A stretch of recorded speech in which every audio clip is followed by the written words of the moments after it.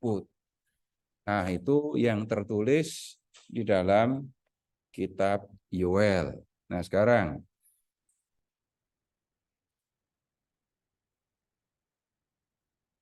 Bapak Ibu silahkan yang pegang buku ya, silahkan perhatikan pertanyaan untuk pendalaman teksnya ya.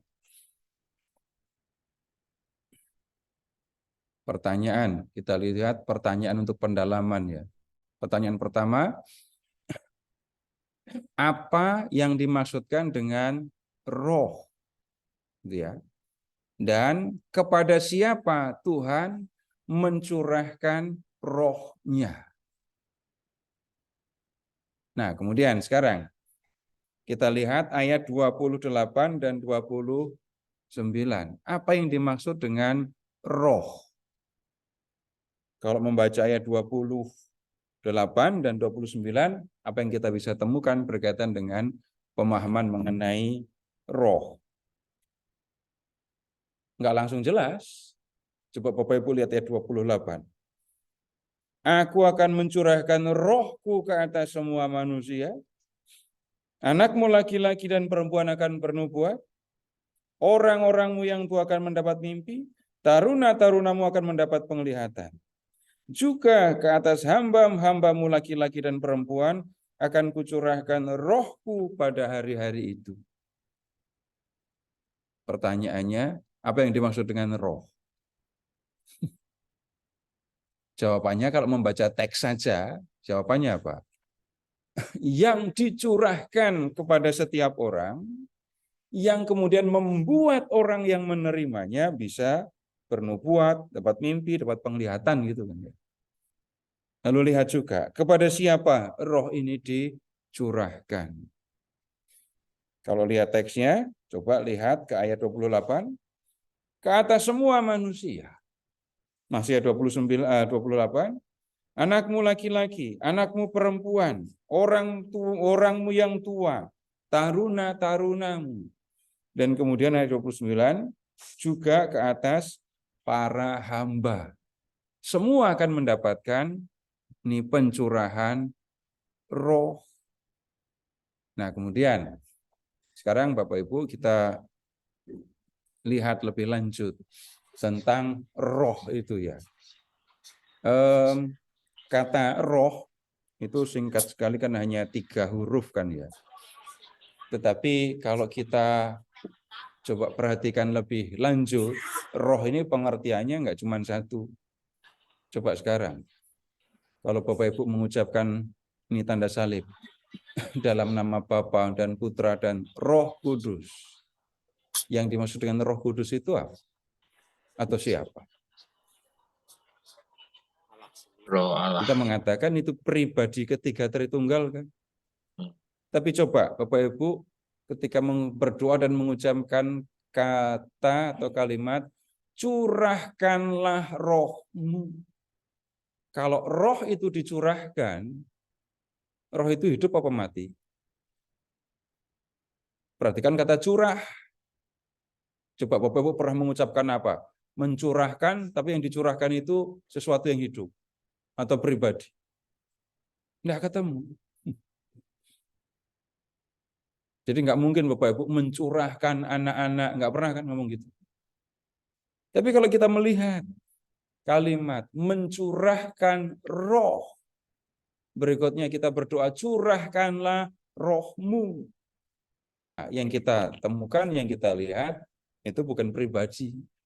Nah, karena itu ya kita perlu klarifikasi ini pemahaman kita mengenai roh.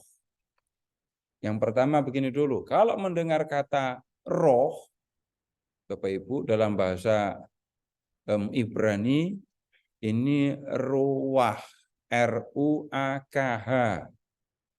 Ruah, bukan R-U-W-A-H ya. Kalau R-U-W-A-H itu 1 bulan dalam kalender Jawa, bukan itu yang dimaksudkan. Nah, kata ruah itu berarti udara yang bergerak, angin. Kemudian juga bisa berarti nafas. Itu yang dimaksud pemahaman awal, pemahaman dasar tentang ruah. Tetapi kemudian ini tidak cukup untuk mengerti seluruh penggunaan kata ruah dalam Alkitab. Kata roh itu kemudian juga bisa berarti daya atau kekuatan yang diberikan oleh Allah kepada orang-orang yang percaya kepada Allah. Kalau kita lihat misalnya dalam kisah para rasul, itu ya, dalam peristiwa Pentakosta, yang tampak itu suara seperti suara angin yang kencang kan, dan kemudian ada ini lidah-lidah disebut seperti nyala api hingga pada para rasul. Ini bukan soal anginnya jadinya ya, tetapi roh ini dipahami sebagai daya, kekuatan yang dicurahkan oleh Allah kepada orang-orang yang percaya kepadanya. Dan sebagai daya yang diberikan oleh Allah, roh ini membuat manusia melakukan hal-hal yang bisa dikatakan di luar kemampuan manusia. Nah, mengingatnya begini saja. Bapak Ibu silahkan mengingat dalam peristiwa Pentakosta.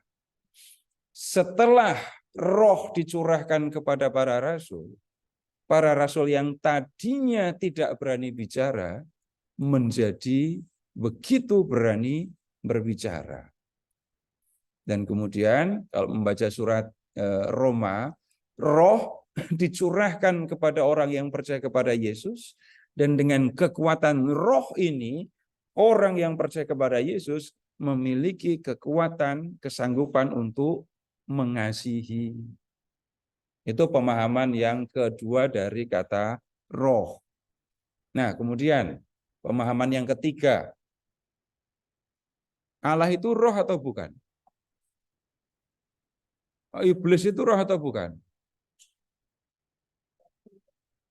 Roh. Kalau Roh. malaikat itu roh atau bukan? Roh. Kalau setan itu roh atau bukan? Roh. Kalau manusia sudah mati, raganya mati, jiwanya kita sebut arwah. Arwah itu roh atau bukan? Roh. Nah, dalam pemahaman yang ketiga, roh itu berarti pribadi yang hidup tetapi tidak punya raga. Pribadi hidup tapi nggak punya raga. Allah, ini yang disebutin tadi ya, baik Allah, malaikat, kemudian sampai dengan iblis, setan, lalu arwah, itu kan ya bisa disebut sebagai roh, dalam arti mereka adalah pribadi hidup tapi tidak punya raga. Nah, itu tiga pemahaman tentang roh. Nah, kemudian sekarang lihat ke ayat 28.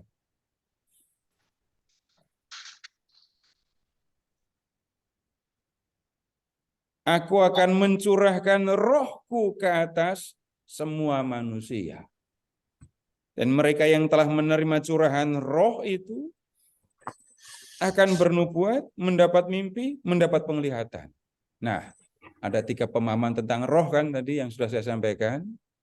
Nah, kalau kita membaca ayat 28, roh dalam pengertian yang mana? Yang keberapa yang bisa diterima di ayat ini tadi?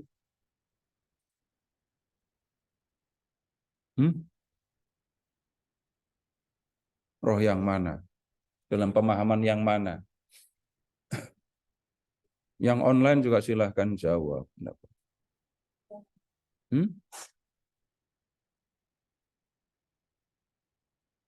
Bapak mau ditiupin doang.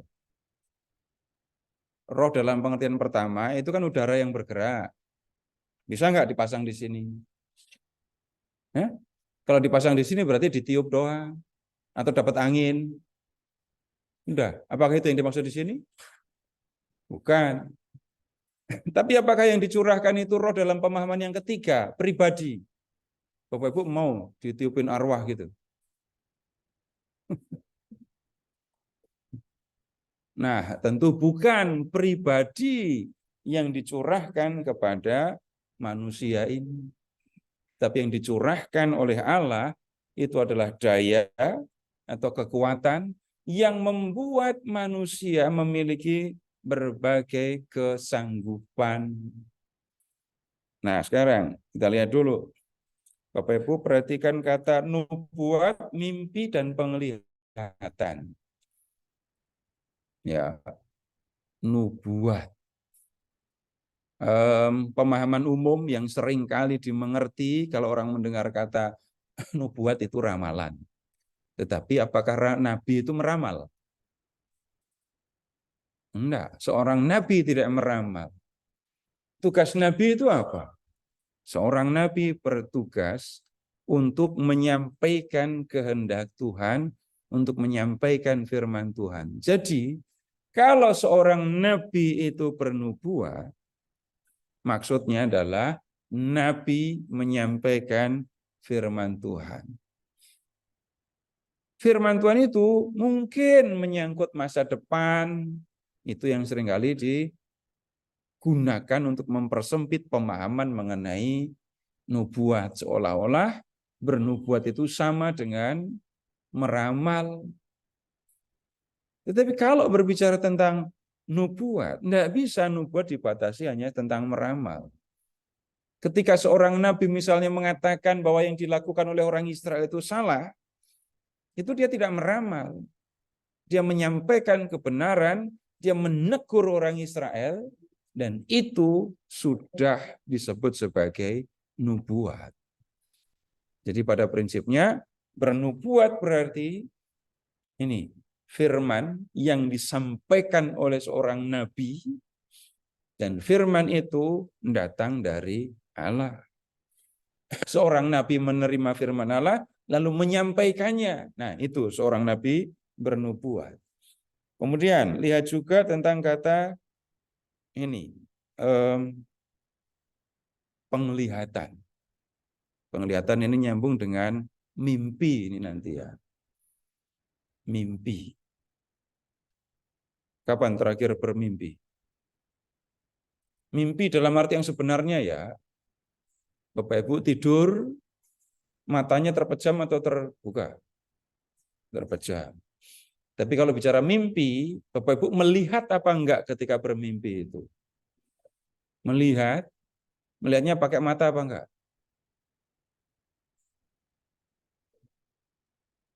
Ya enggak mungkin dong mimpi pakai mata. Bukan mimpi itu namanya.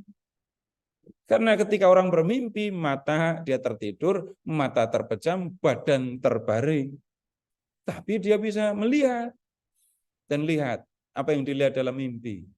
Bapak Ibu bisa nggak mengingat paling jauh yang pernah Bapak Ibu lihat dalam mimpi? Gimana membayangkannya ya? Saya ada di sini, di Bekasi gitu ya.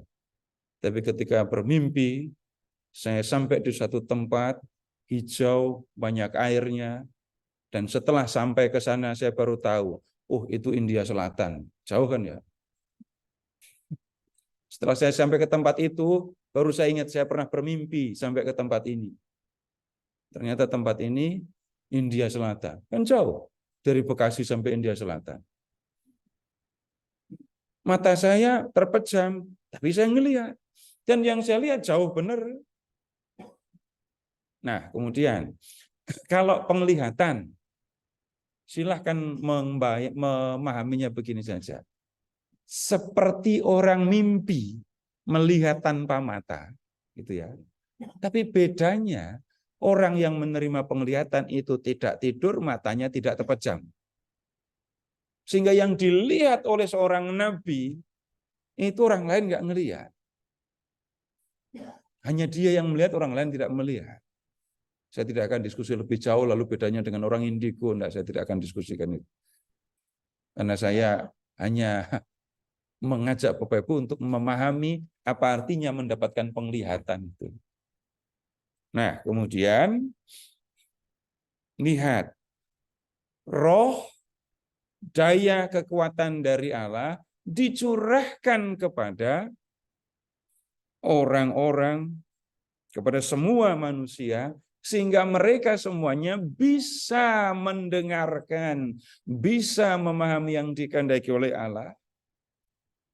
Mereka pun kemudian juga bisa berbicara tentang firman yang disampaikan oleh Allah. Nah, kemudian lihat sekarang pertanyaan yang kedua. Apa yang dimaksud dengan hari Tuhan? Hari Tuhan. Di ayat berapa tadi muncul hari Tuhan coba?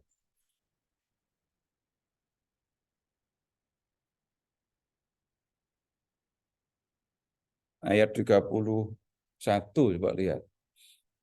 Matahari akan berubah menjadi gelap gulita dan bulan menjadi darah sebelum datangnya hari Tuhan yang dahsyat dan mengerikan. Jadi kalau kita lihat hari Tuhan ini yang dimaksudkan bukan hari Minggu ya.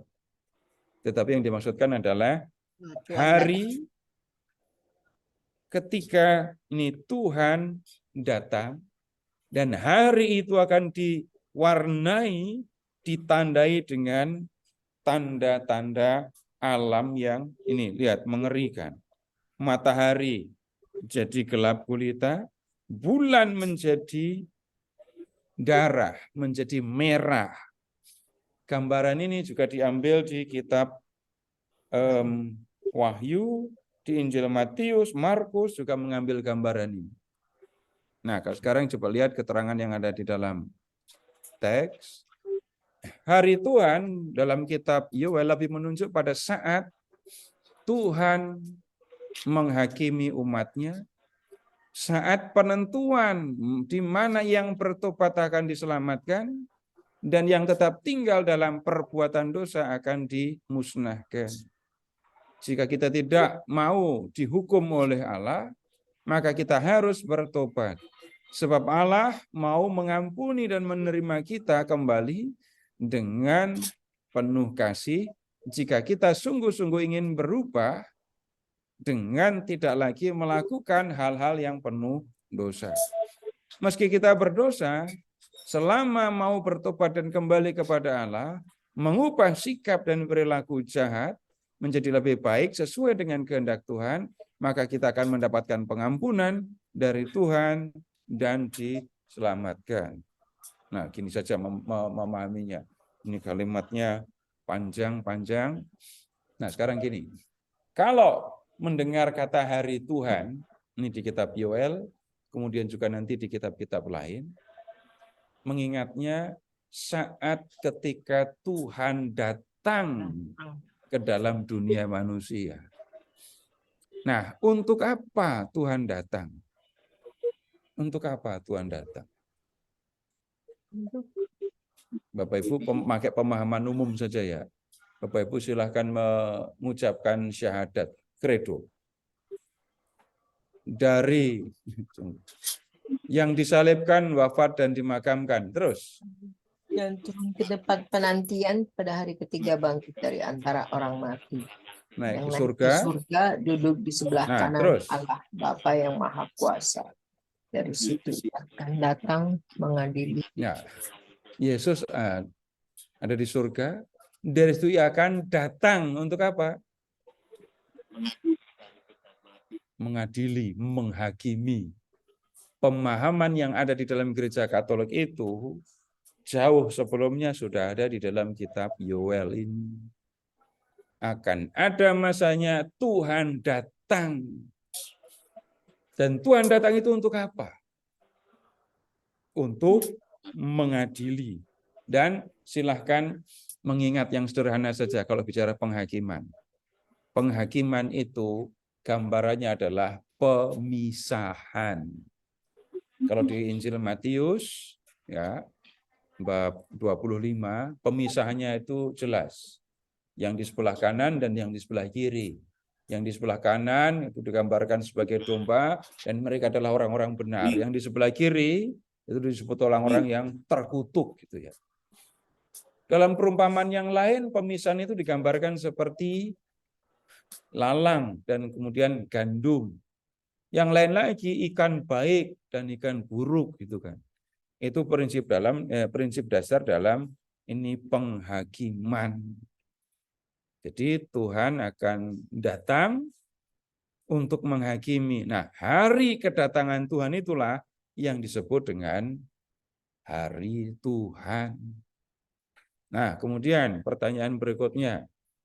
Apa tanda-tanda yang terlihat sebelum hari Tuhan datang? Lihat gambarannya tadi. Matahari jadi gelap. Kalau di kitab Wahyu, matahari jadi seperti karung rambut untuk menggambarkan bulat dan kemudian ini hitam. Ini pengandaiannya rambutnya masih hitam semua ya. Jadi matahari yang gelap gulita itu digambarkan seperti karung rambut kalau di kitab Wahyu. Nah, kemudian bulan menjadi darah. Nah, ini yang susah ini memahaminya. Pernah lihat bulan merah?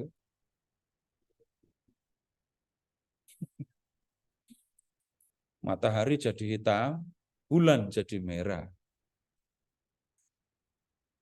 Kalau matahari itu menjadi hitam, nggak bersinar lagi, yang ada kan kegelapan.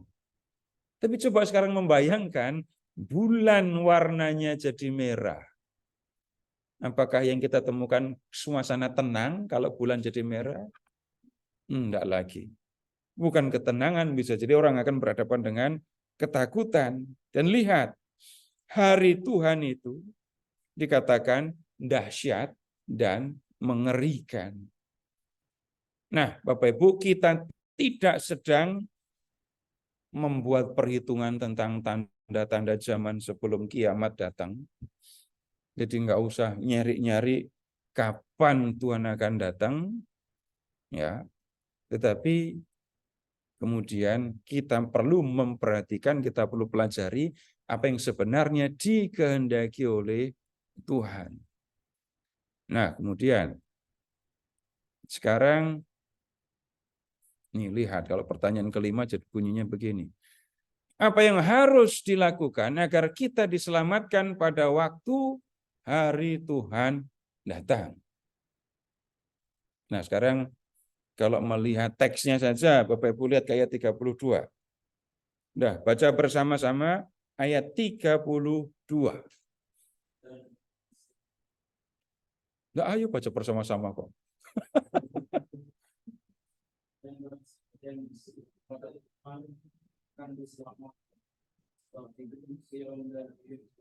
Akan ada keselamatan setiap orang memanfaatkan dan setiap orang yang memanggil akan termasuk orang-orang yang bermanfaat. Ya, nih apa yang harus dilakukan? Nah, kalau melihat ayat 32 ya, yang akan selamat itu yang bagaimana? Ini dikatakan yang berseru kepada nama Tuhan. Yang berseru kepada Tuhan akan diselamatkan. Tapi jangan-jangan Bapak Ibu juga ingat, Tuhan Yesus pernah bilang apa tentang berseru-seru dan diselamatkan. Bukan orang yang berseru-seru, Tuhan akan diselamatkan, tetapi mereka yang melakukan kehendak Bapa.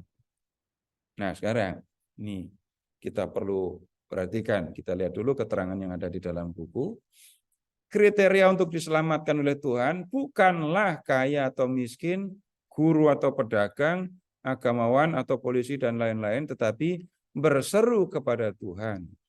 Ungkapan berseru kepada nama Tuhan ini tidak berarti hanya memohon bantuan kepada Tuhan pada saat bencana.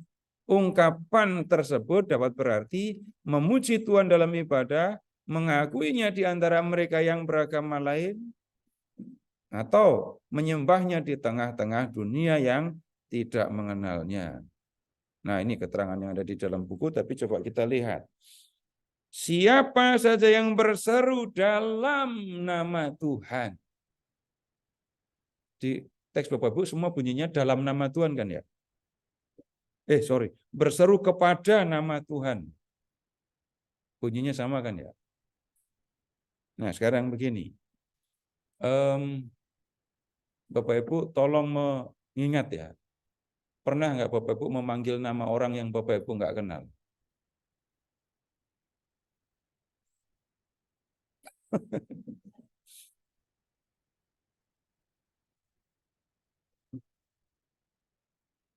Memanggil orang yang Bapak Ibu nggak kenal. Yang lebih sering memanggil orang yang jelas saya kenal. Kalau dapat WA dari nomor nggak dikenal, langsung ditanggapi apa enggak?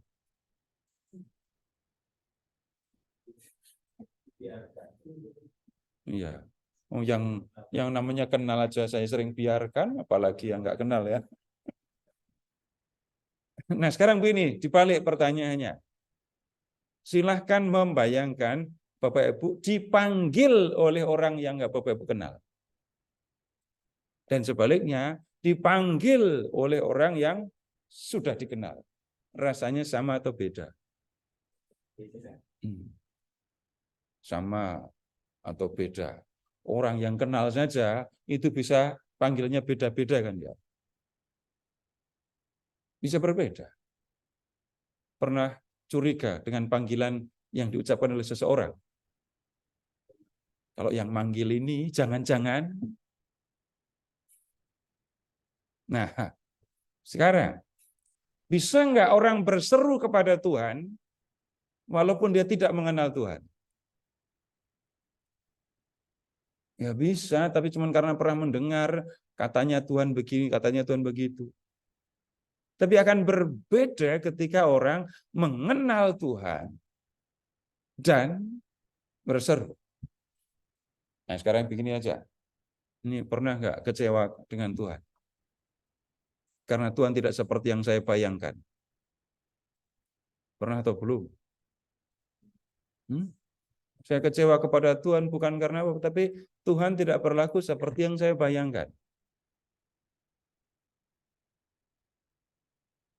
Saya itu sudah lakukan semua yang diminta Tuhan. Saya cuma minta satu aja nggak dikasih-kasih gitu. Katanya Tuhan itu baik. Katanya Tuhan itu memberi ketika diminta. Saya udah minta-minta nggak dikasih-kasih. Nah, lihat itu orang kecewa kepada Tuhan. Kenapa? Salah ketika memahami Tuhan. Nah, sekarang begini.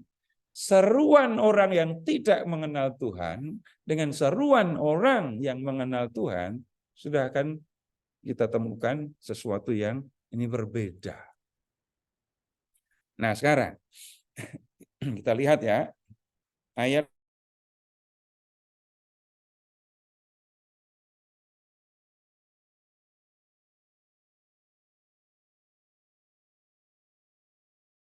roh ini rohku dan ini adalah roh Allah ya. Ini daya kekuatan dari Allah.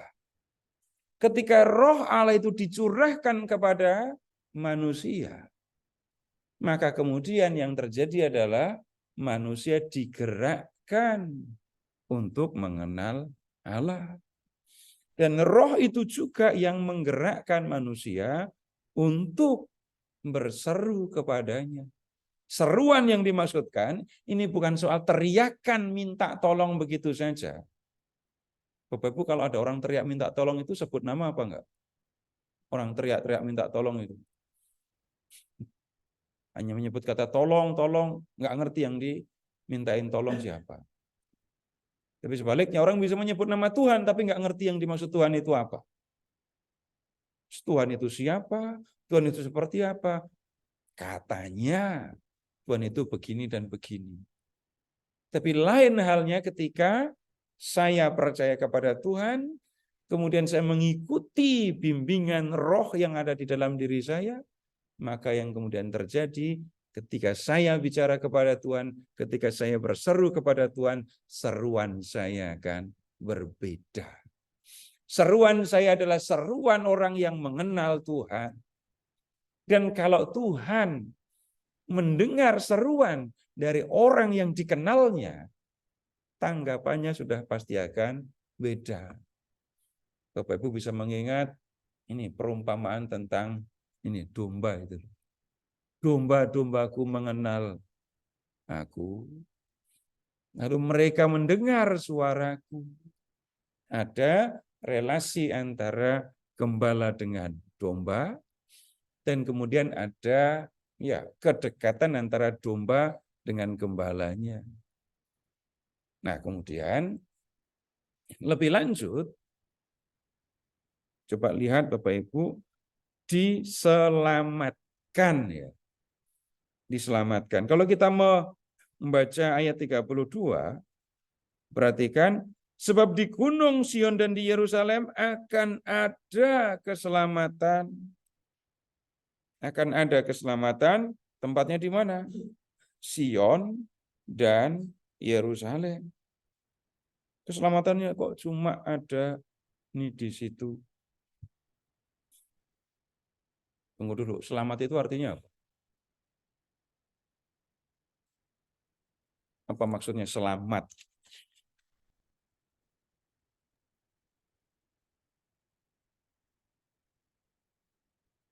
Kenapa?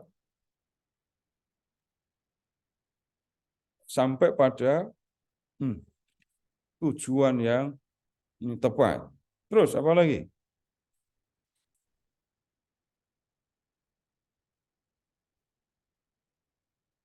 Sekarang kita minta tolong sama Nabi Yesaya ya, supaya menjelaskan apa maksudnya ada keselamatan di Sion dan Yerusalem. Tolong buka kitab Nabi Yesaya bab 25.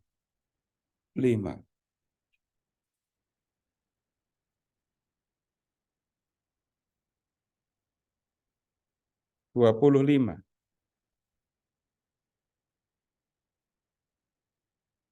Mulai dari ayat 6.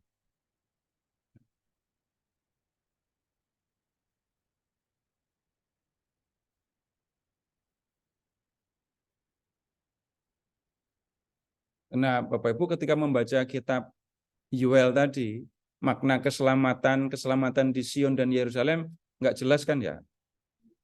Nah, sekarang kita minta tolong sama Nabi Yesaya. Jadi minta maaf dulu kepada Nabi Yoel. Kami terpaksa bertanya kepada Nabi Yesaya karena keterangan yang kau sampaikan belum jelas buat kami gitu ya. Udah? Tuhan semesta alam akan menyediakan di gunung ini bagi segala bangsa suatu perjamuan dengan masakan yang berlemak, suatu perjamuan dengan anggur tua, masakan yang berlemak dan bersumsum, anggur tua yang disaring endapannya. Di atas gunung ini, Tuhan akan mengoyak kain perkabungan yang diselubungkan kepada segala suku bangsa, ya, dan tudung yang ditudungkan kepada segala bangsa. Ia akan menelan maut untuk seterusnya. Tuhan Allah akan menghapuskan air mata dari semua muka. Aib umatnya akan dijauhkannya dari seluruh bumi, sebab Tuhan telah mengatakannya. Nah, sampai di sini saja. Ini ngomong Gunung Sion, ini ngomong Yerusalem. Gitu ya. Dan lihat yang ada di dalam perikop ini tadi ya. Lihat ke ayat 6. Tuhan akan menyediakan di gunung ini.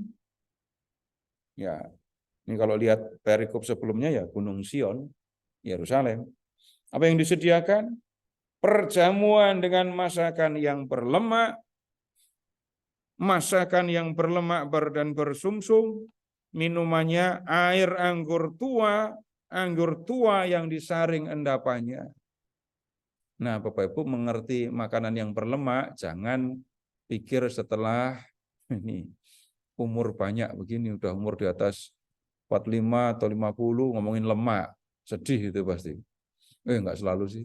Tapi pemahaman kita tentang makanan, sederhananya begini, sate kambing tanpa lemak dan sate kambing dengan lemak.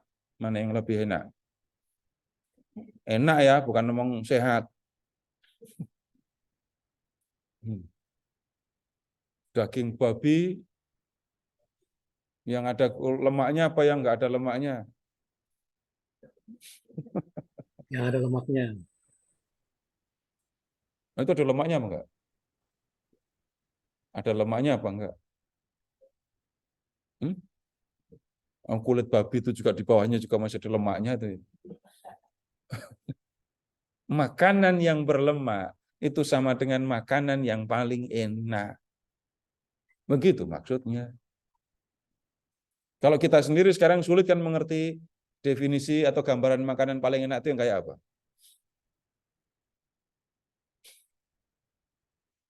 Susah kan mengertinya. Orang di Timur Tengah zaman kuno mengerti makanan enak itu gampang. Daging berlemak. Daging banyak lemaknya. Anggur yang sudah tua. Udah selesai. Itu gambaran makanan yang enak. Orang Jakarta suruh ngomongin makanan yang enak, yang disebut apa? Nah, kemudian yang berikutnya. Ayat 7. Di atas gunung ini Tuhan akan mengoyak kain perkabungan. Kain perkabungan dikoyak. Kain perkabungan, perhatikan saja dengan kata yang dipakai di situ. Kain untuk mengungkapkan perkabungan. Kain yang dikenakan ketika orang berkabung. Kalau Tuhan mengoyakkan kain perkabungan, itu sama dengan Tuhan akan menghapuskan segala kesedihan. Ayat 8, baris kedua, Tuhan akan menghapuskan air mata dari semua muka. Ini tangis yang dimaksudkan tangis sedih. Kalau Tuhan menghapus air mata, berarti Tuhan menghilangkan kesedihan. Terus ayat 8. Ia akan menelan maut untuk seterusnya. Enggak ada kematian lagi, semua akan hidup terus. Kalau diringkas, di Gunung Sion, di Yerusalem, Tuhan akan menyediakan makanan, minuman yang enak. Kemudian Tuhan akan membuat mereka bergembira selamanya, karena enggak mati. Nah, kalau mau bicara tentang keselamatan, Bapak Ibu ingat saja ini. Bahagia selamanya. Nah, begitu kan ya. Kalau susah selamanya, itu bukan keselamatan, itu celaka. Susah, tapi nggak ada akhirnya, masalah. Tapi kalau bahagia tanpa akhir, nah ini yang dimaksudkan dengan keselamatan. Bapak Ibu boleh periksa kok itu di Yesaya bab 24. Itu judulnya tentang akhir zaman kan ya. Yesaya 24. Tadi kan Yesaya 25. Itu bagian dari nubuat tentang akhir zaman yang dimulai dari bab 24. Begitu apa enggak? Jadi yang disampaikan Yesaya di sini dengan yang disampaikan oleh Yoel, suasananya sama, suasana akhir zaman. Jadi sekarang kita urutkan ya. Allah mencurahkan rohnya. Orang yang digerakkan oleh roh Allah akan berseru kepada Allah. Orang yang berseru kepada Allah akan diselamatkan. Apa artinya diselamatkan? Menikmati kebahagiaan yang abadi.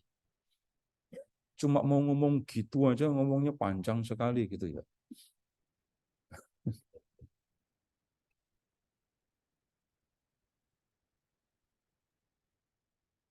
Baik, sampai di sini ada yang mau ditanyakan lebih dulu? Kalau ada silahkan.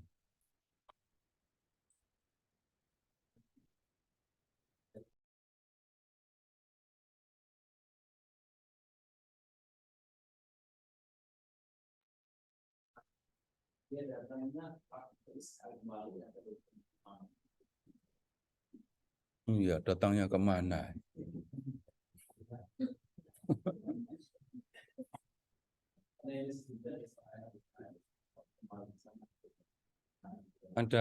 Udah nanya panitia belum? Kalau orang Israel yang ditanya gitu ya, atau balik ke kitab Yoel aja ya, kitab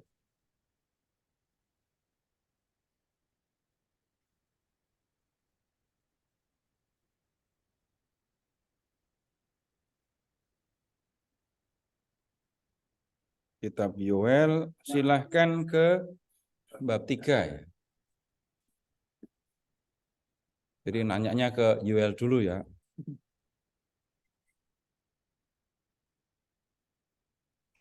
Ayat bab 3 ayat 12. Biarlah bangsa-bangsa bergerak dan maju ke lembah Yosafat.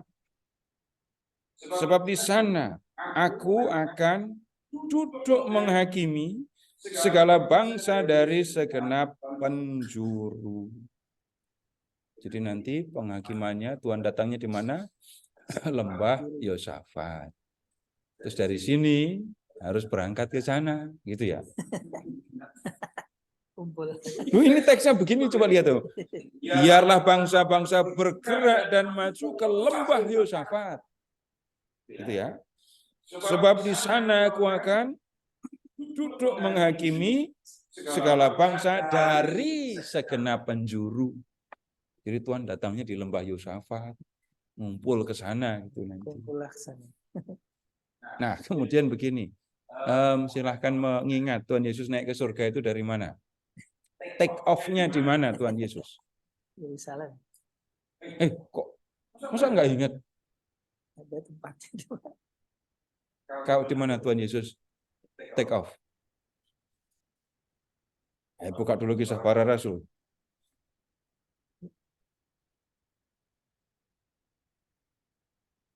Kisah Para Rasul. Bab 1.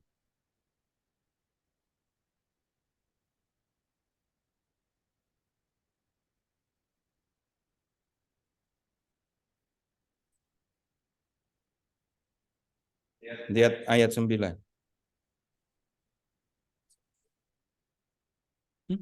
Bab 1 ayat 9. Sesudah mengatakan demikian, terangkatlah ia disaksikan oleh mereka. Itu kan ya. Terus ayat 12. Lalu kembalilah rasul-rasul itu ke Yerusalem dari bukit yang disebut Bukit Zaitun. Jadi itu tempat Yesus naik ke surga. Nah, lembah Yosafat yang disebut di kitab Yoel tadi, itu dalam pemahaman orang Yahudi sama dengan lembah Kidron yang memisahkan atau menghubungkan Yerusalem, bukit tempat berdirinya kota Yerusalem, dengan Bukit Zaitun. Jadi kenapa Tuhan Yesus kok naik ke surganya di situ itu ya? Nanti datangnya di situ soalnya. Naiknya di Bukit Zaitun, nanti ketika datang akan di lembah Yosafat yang sama dengan lembah Kidron yang ada di sisi Bukit Zaitun, sisi barat Bukit Zaitun. Jelas jawabannya ya. Ini Yoel bilangnya begini. Tapi kemudian ketika kita percaya, ketika kita bicara dalam pemahaman yang lebih luas, tapi nanti sebelum Tuhan datang itu semua musnah itu. Coba lihat sekarang ke kitab Wahyu.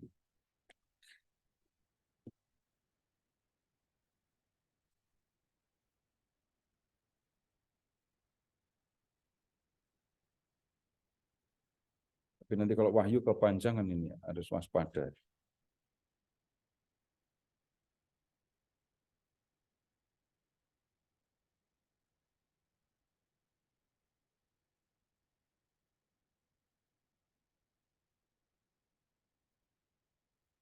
Kitab Wahyu, supaya nggak panjang-panjang, bicara tentang kehancuran alam semesta. Dan kemudian begini, kalau kita bicara tentang pengadilan ketika Tuhan datang, Maka kemudian begini, pengadilannya itu menghadapkan manusia yang masih punya raga atau sudah nggak punya raga lagi. Kalau masih punya raga, pasti nanti itu ya Israel penuh.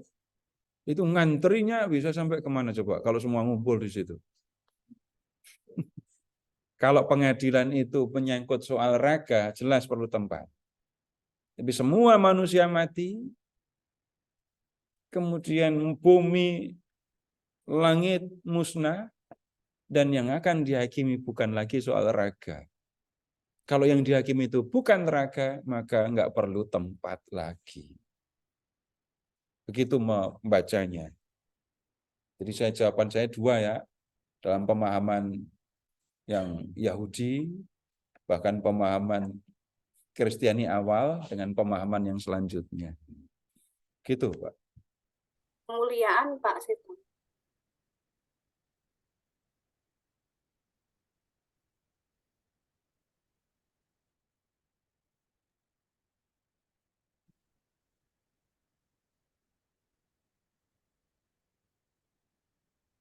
Ada lagi? Baik, kalau nggak ada, sekarang begini. Masih toh Mas. Bicara tentang roh. Yang mau nanya, Pak. Oh, Ya, yang Pak. mau nanya, silahkan. Yang tadi dikatakan kalau nanti di tubuhnya akan penuh ya, Israel. Tapi kalau tubuh kemuliaan bagaimana, Pak? Maaf, diulang. Diulang, Bu. Tubuh kemuliaan kan setelah orang mati di waktu Yesus datang yang kedua kali, Parousia kan diberi tubuh kemuliaan dulu baru diadili. Tubuh kemuliaan. Nanti yang masuk surga atau masuk neraka, walaupun itu bersifatnya hanya pengumuman, karena pengadilan yang sesungguhnya kan pada waktu kita mati itu sudah ditentukan masuk surga atau neraka. Surga langsung apa surga lewat api penyucian. Nanti pada yang Parousia, Yesus datang kedua kalinya kan semua jiwa-jiwa dibangkitkan dan diberi tubuh kemuliaan dan diadili di hadapan semua makhluk. Tunggu, ini ada beberapa hal yang perlu diklarifikasi. Ya, ketika bicara tentang tubuh mulia yang digunakan di surat kepada jemaat Filipi, Bapak Ibu bisa membacanya dengan lebih jelas, memahaminya dengan lebih terang.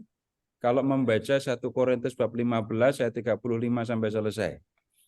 Di situ disebutnya memang bukan tubuh kemuliaan, bukan tubuh mulia, tetapi tubuh surgawi atau tubuh rohani. Nah, tubuh rohani atau tubuh surgawi jelas itu diberikan hanya kepada mereka yang berkenan kepada Allah dan akan menikmati kehidupan surgawi. Jadi itu tubuh rohani atau tubuh mulia atau tubuh surgawi. Yang masuk ke dalam surga akan menerima tubuh surgawi dan menjadi seperti malaikat. Enggak mati lagi. Nah, itu keselamatan dalam pemahaman kita sekarang maksudnya begitu. Masuk dalam kehidupan surgawi, kalimat yang saya gunakan tadi, bahagia selamanya. Jadi itu yang dimaksudkan dengan tubuh mulia. Nanti Ibu silahkan baca itu ya, 1 Korintus 15 dari ayat 35. Jadi manusia atau orang yang percaya, yang disebut orang yang percaya, memang tidak ngomong pengadilan di situ ya. Orang yang mati sebagai orang yang percaya, raganya mati. Jiwanya tidak mati. Jiwa yang tidak mati ini akan menerima tubuh rohani atau tubuh surgawi, dan sesudah itu tinggal bersama dengan Bapa di surga. Begitu, Bu. Cukup tulus ya.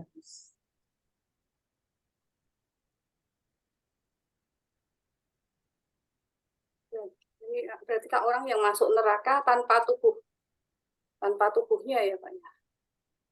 Oh iya. Iya, yang di Raganya udah. istilah tubuh mulia itu nggak masuk akal. Kalau kemuliaan itu masuk neraka kan. Tubuh surgawi nggak masuk akal. Tubuh surgawi ada di neraka. Karena itu, ya yang sebenarnya sih nggak, yang di neraka nggak usah dipikirin dah, Bu. Semua masuk Tapi surga. kita pikirkan apa yang terjadi dengan kita sebagai yang percaya. Jiwa. Jadi kalau yang tentang mereka yang ada di neraka, tidak pernah disebut tentang tubuh surgawi atau tubuh rohani atau tubuh mulia. Begitu, Bu.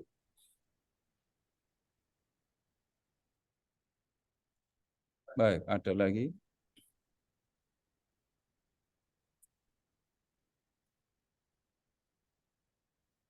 Baik, sekarang Bapak Ibu setelah mendengar omongan kayak gini, tadi itu pada mikir apa sekarang? Surga. Bayangkan Nah, sekarang surga. mengingatnya begini ya.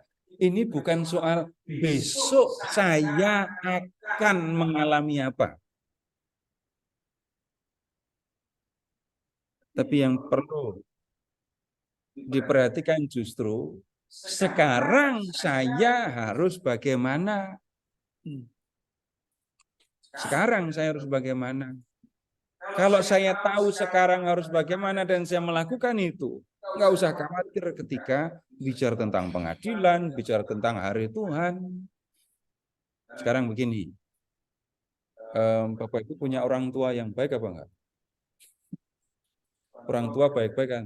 Dan tolong ingat waktu kecil, kalau orang tua saya baik, agak lama dia pergi dan dia akan balik dan dia pulang. Senang apa takut? Yaitu situasi yang normal, orang tua baik, anaknya akan senang ketika bapaknya datang. Bukan begitu kan ya? Iya. Nah sekarang, Bapak Ibu sudah berapa lama ikut Tuhan Yesus? Pertanyaannya jelek ya. Umur-umur. Pernah dikasih duit sama Tuhan Yesus? Enggak pernah. Coba ingat-ingat aja doa Bapa kami. Dari kalimat yang ada di dalam doa Bapa kami, yang paling diingat yang mana? Jadi kalau diringkas, Bapa kami yang ada di surga, berilah kami rezeki, amin. Itu ya. Tapi pernah marah sama Tuhan? Enggak semua pernah ya. Tapi sekarang begini, kalau saya itu sudah lama ikut Yesus, dan Yesus sudah memberikan banyak hal kepada saya, bahkan mati untuk saya, wajar nggak kalau saya takut ketemu Tuhan Yesus? Jadi aneh kan? Katanya selama hidup saya ikut Yesus. Dan kenapa saya ikut Yesus? Yesus sudah menyelamatkan saya.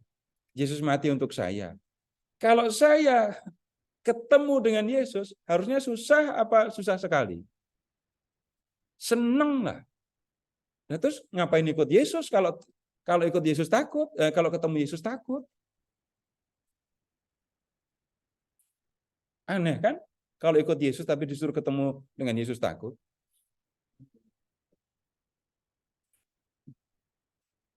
Rencananya kapan mau berbuat baik?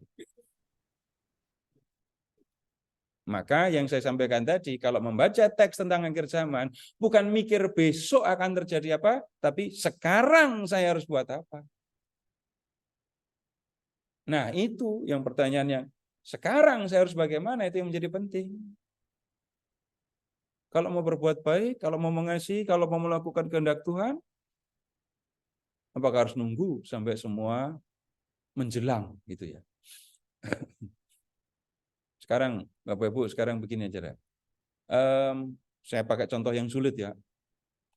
Bapak Ibu pernah ngalami sulitnya mengampuni?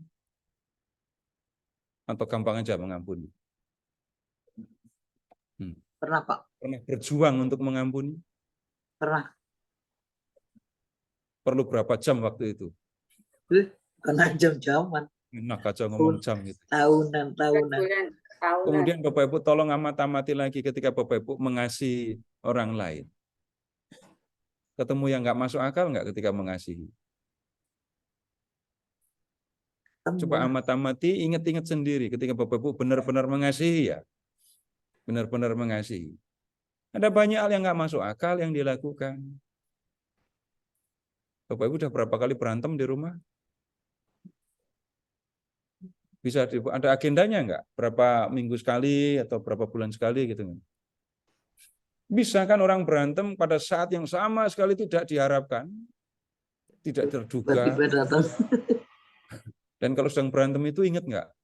Ini pakai timer apa enggak? Tapi setelah itu hidup berjalan terus, kasih jalan terus kan ya? Kok bisa pada kayak gitu? Apakah Bapak Ibu akan memuji diri sendiri? Iya kan, hebat kan saya gitu? Enggak. Bapak Ibu coba sekarang membuka ini surat Roma ya.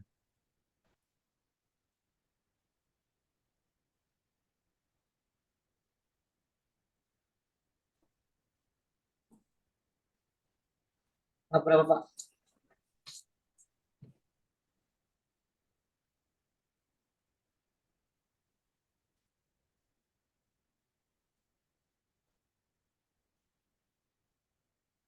Lihat Roma bab 5 ayat 5.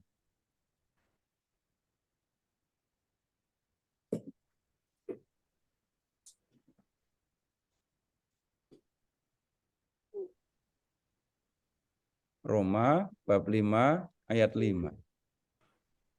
Dibaca, Pak. Pengharapan tidak mengecewakan karena kasih Allah telah dicurahkan ke dalam hati kita oleh Roh Kudus yang telah dikaruniakan kepada kita. Allah mengaruniakan Roh Kudus. Roh Kudus membuat kita sanggup mengasihi. Bisa dipahami?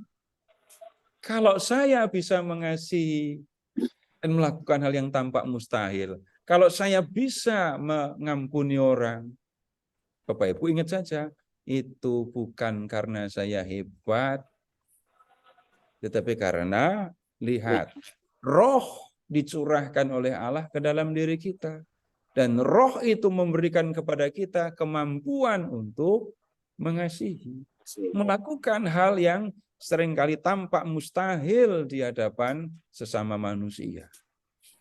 Nah, itu yang perlu dilakukan sekarang. Tuhan bukan hanya memberi perintah, ini perintah, ini larangan. Kamu langgar, enggak selamat, kamu taati selamat. Bukan itu yang dipahami, diajarkan di dalam gereja. Allah mengaruniakan Roh Kudus. Roh ini membuat orang sanggup melakukan yang dikehendaki Tuhan. Bukan hanya memberi perintah, tapi memberikan kekuatan sehingga orang yang menerimanya bisa melakukan apa yang dikehendaki oleh Allah. Nah, kemudian roh itu ada di dalam diri kita. Tapi nggak kelihatan kan ya? Bapak Ibu pernah di ronsen? Kelihatan nggak itu rohnya ada bersembunyi di mana gitu kalau nggak ketahuan kan ya? Roh itu nggak berwarna,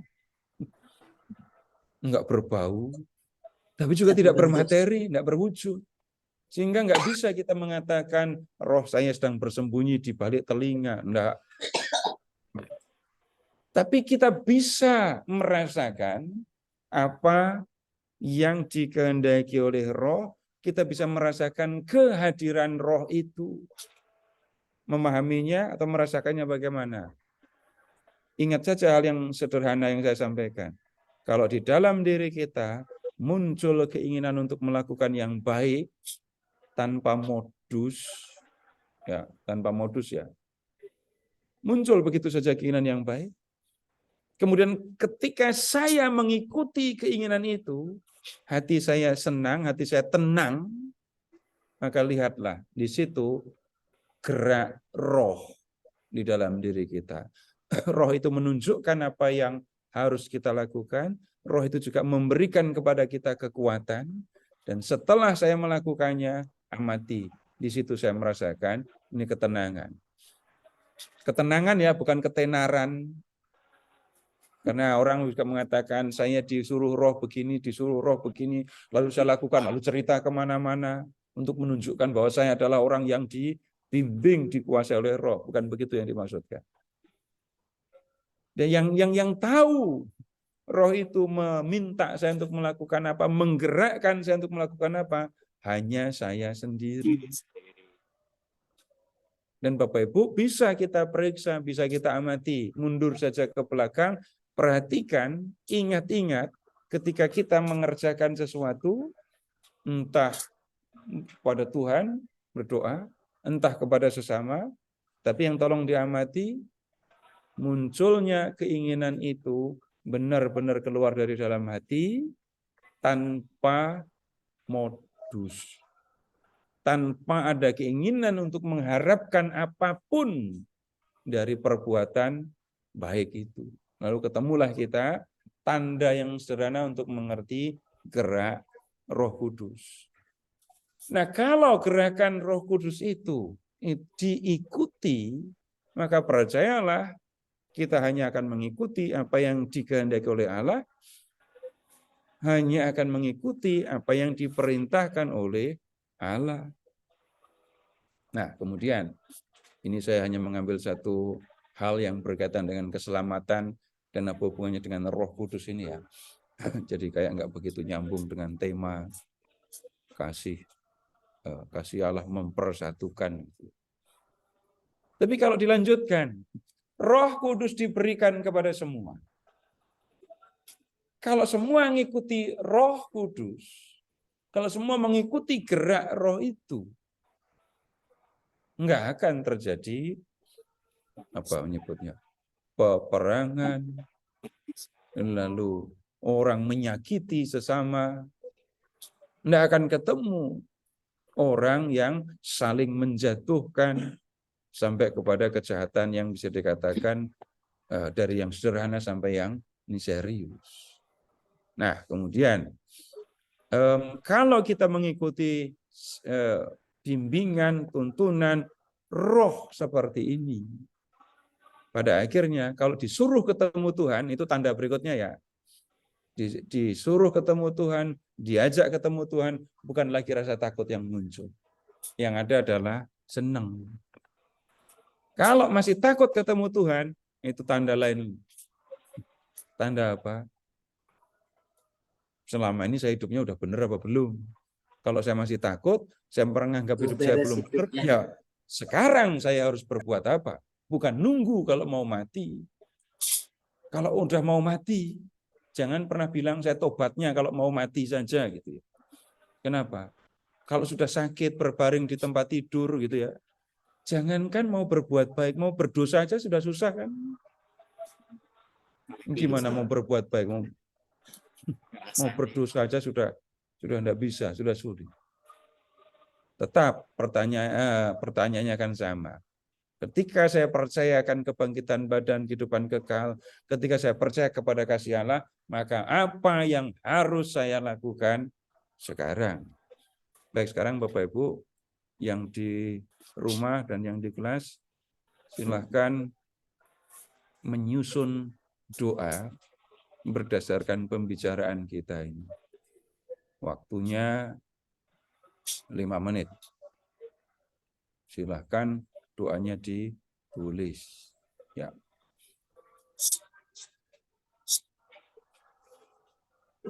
Kan saya sudah sampaikan di pertemuan yang lalu.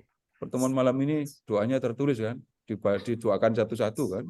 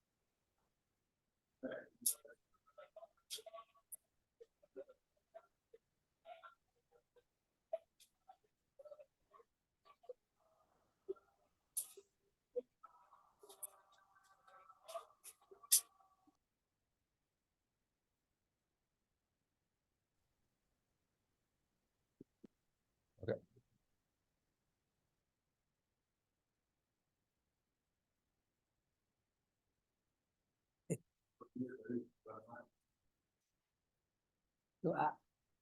Wajib Selamat. ditulis dulu. Karena seperti apa yang sudah ditulis? Biar terpaksa. Pak izin edarkan. Iya. Pertemuan dari topik DKSN.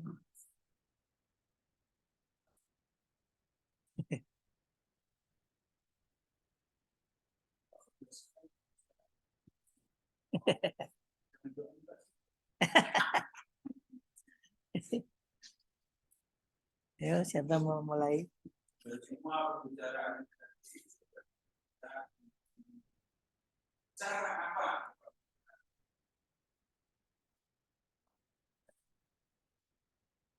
Di malam.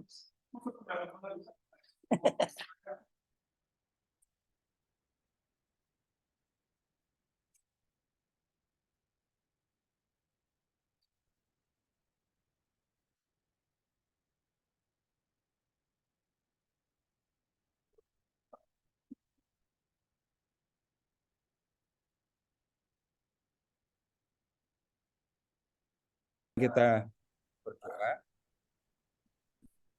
Siapa yang sudah bersiap tadi, Pak? Pak Bambang, silakan Pak. Pak Bambang. Terus siapa lagi? Gabriel. Terus Yang online ada Pak Sudah. Nugroho, Pak. yang online Pak Nugroho. Nugroho ya. Baik, mari kita berdoa dalam nama Bapa dan Putra dan Roh Kudus. Amin. Ya Allah, Bapa kami bersyukur kepadamu malam hari ini telah mendengarkan firman-Mu.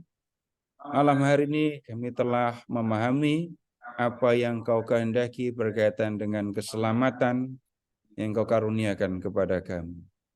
Kini kami ingin menyampaikan doa-doa kami. Silahkan.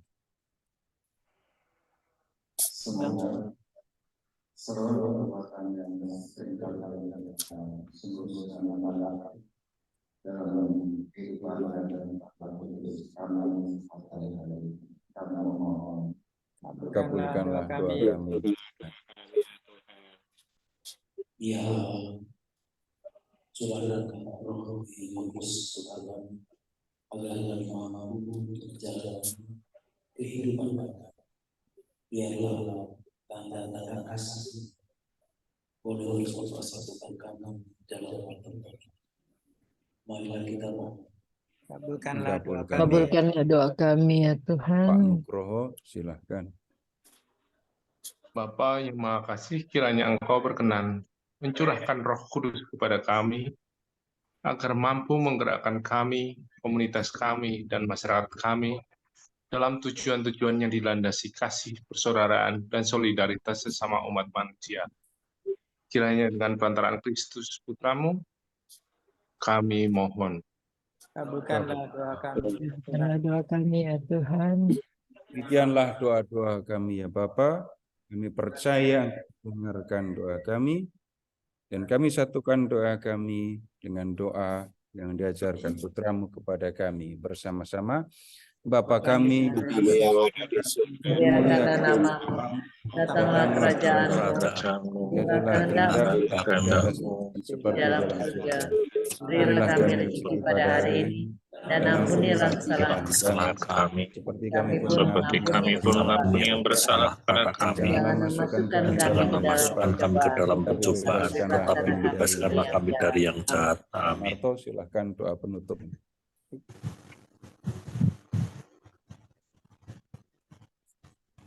Baik Bapak Ibu sekalian, kita tutup dengan doa penutup. Bersama-sama mari kita doakan.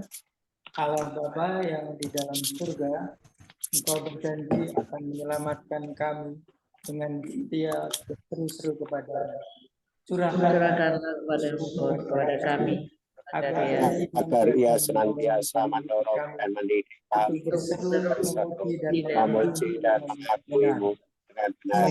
Semoga kami mampu mengenal bimbingan Roh Kudus yang akan memulihkan kami dari segala kebencian, sehingga dan kebencian, sebagai sehingga kami dapat hidup bersama demi Kristus Tuhan dan antara kami. Amin. Amin. Marilah kita berdoa Tuhan, semoga Tuhan beserta kita Sekarang dan selama-lamanya. Semoga kita sekalian dilimpahi berkah yang Maha Kuasa dalam nama Bapa dan Putra dan Roh Kudus. Amin. Amin. Terima kasih Bapak Ibu sekalian. Dengan demikian pertemuan BKSN pada bulan September ini sudah selesai. Terima kasih banyak kepada Pak Seto yang sudah memberikan renungannya. Semoga kita dapat hidup dalam kasih Allah yang berkelimpahan. Amin. Amin. Kami berjumpa lagi di topik yang lain nanti bulan depan, Oktober. Ada satu pengumuman mungkin nanti di grup kita akan umumkan sudah membuat kaos ya untuk komunitas kita aplikasi Rodimus.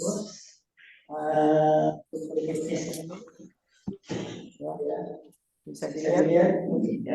Nanti kita siap di grup, siapa yang bisa mendaftarkan nanti akan diumumkan ke dalam respon. Terima kasih banyak. Terima kasih. Terima kasih Bapak Ibu semua. Terima Selamat kasih. malam. Terima Pak kasih Pak Seto, Seto. terima kasih semua. Terima kasih Pak Narto, Bu Ivon.